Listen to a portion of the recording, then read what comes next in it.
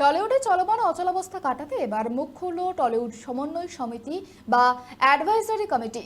বুধবার সন্ধ্যায় লন্ডনের ফেডারেশনে কলাকুশলী প্রযোজকদের সঙ্গে বৈঠকে বসে সরকার মনোনীত উপদেষ্টা কমিটি। ২৬টি গিল্ডের মধ্যে ১৫টির প্রতিনিধিরা উপস্থিত থেকে কাজের পরিবেশ ও নিয়মাবলী নিয়ে দীর্ঘ আলোচনা করেন। বৈঠকে যোগ দেন বিজেপির দুই তারকা বিধায়ক রূপা গঙ্গোপাধ্যায় ও রুদ্রনীল ঘোষ। রূপা গঙ্গোপাধ্যায় মিটিং শেষে টলিউডকে একটি বৃহত্তর পরিবার হিসাবে অভিহিত করেন এবং সব সমস্যা আলোচনার মাধ্যমে মেটানোর কথা জানান। তবে আমন্ত্রিত থাকার সত্ত্বেও হিরণ চট্টোপাধ্যায় ও পাপিয়া অধিকারী অনুপস্থিত ছিলেন। টলিউডের এই বৈঠক সমাধান বয়ে আনে কিনা এখন সেদিকেই নজর সকলের।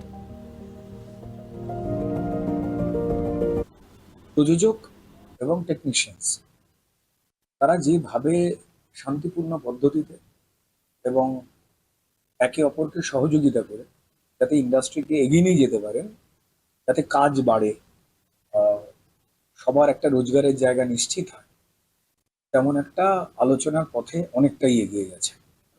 সরকারে এখন যেভাবে মানুষ এগিয়ে আসছে সবকিছু মিলেমিশে করার জন্য অনেক দুঃখ যন্ত্রণা ভুলে আমরা সকলে মিলে একত্রিতভাবেই কাজ করব।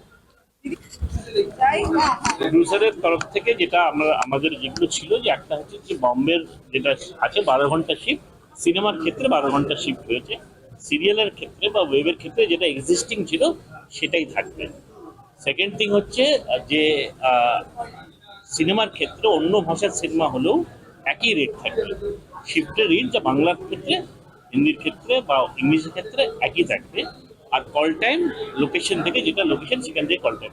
আমি একটা কথা বলছি যে আমি কতজন টেকনিশিয়ান নিয়ে কাজ করবো সেটা আমার ব্যাপার, সেটা প্রডিউসারদের হাতে। এবার টেকনিশিয়ানরা যেরকম ওয়েজেস পেতো সেটা টেকনিশিয়ানরা যেরকম পেতেন সেরকমই পাবেন, সেখানে কেউ ইন্টারফেয়ার করবে না, এরকম এইসব দিকগুলো নিয়ে আলোচনা হয়েছে এবং সবাই সব ব্যাপারেই একমত হয়েছে যে হ্যাঁ এইভাবেই হলে ইন্ডাস্ট্রি ভালো হবে, ইন্ডাস্ট্রির মঙ্গলও হবে।